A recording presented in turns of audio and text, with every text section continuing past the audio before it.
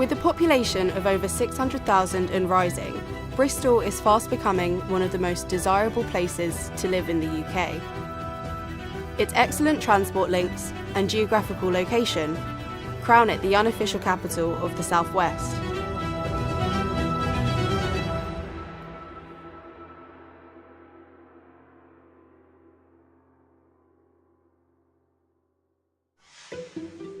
The thriving urban landscape of modern-day Bristol presents numerous opportunities for leisure derived from its unique geography.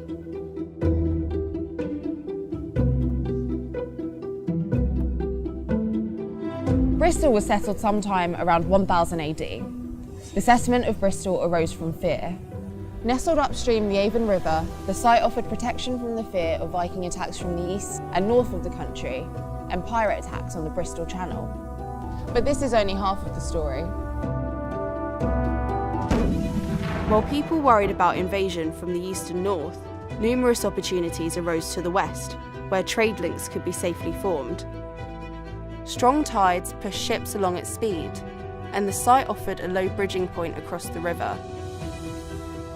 The harbour allowed ships to dock and unload cargo in relative shelter. It was this unique combination of fear and opportunity in which Bristol emerged and begins to thrive.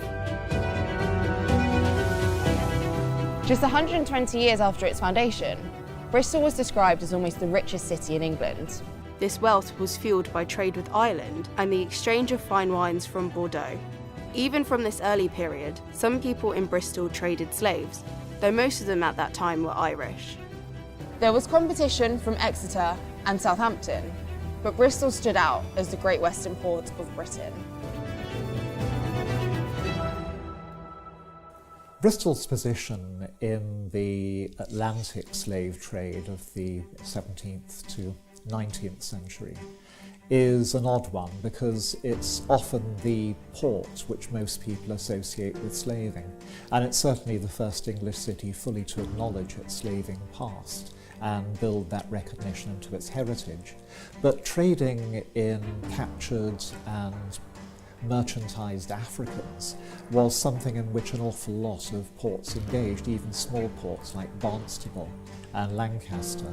For a while in the early 18th century, it certainly was Bristol that led this notorious trade, but London was often the biggest centre, and it was soon Liverpool that took over and actually built the fortunes of the city upon slavery.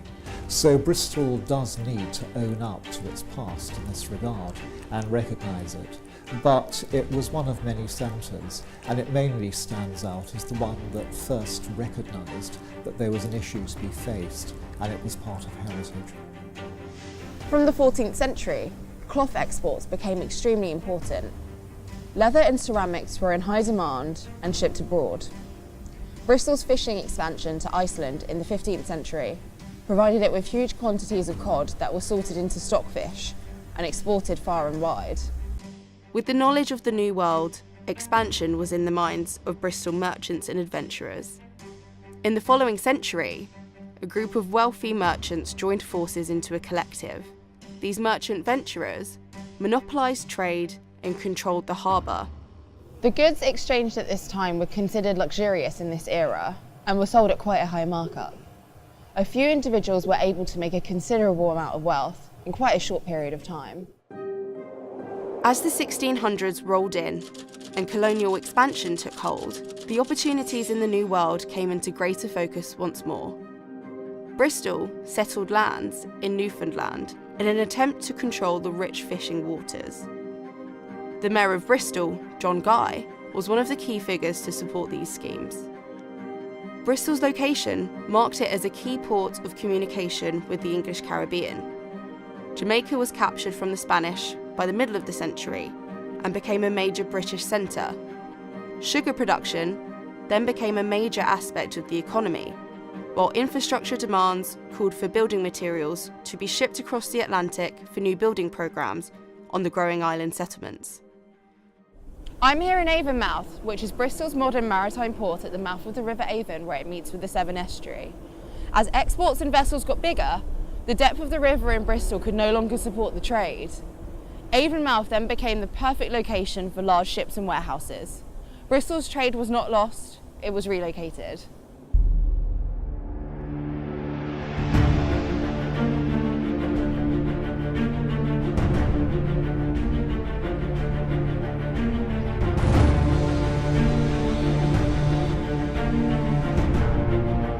Now in the city we have room for other industries. Bristol adapted and grew.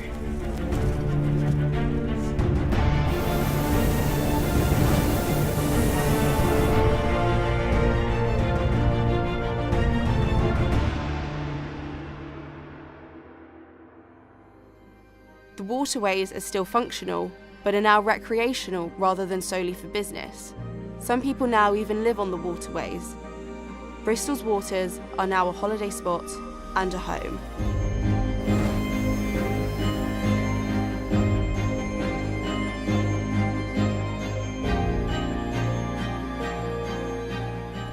Behind me are the archive buildings that were designed to perfectly store containers of tobacco.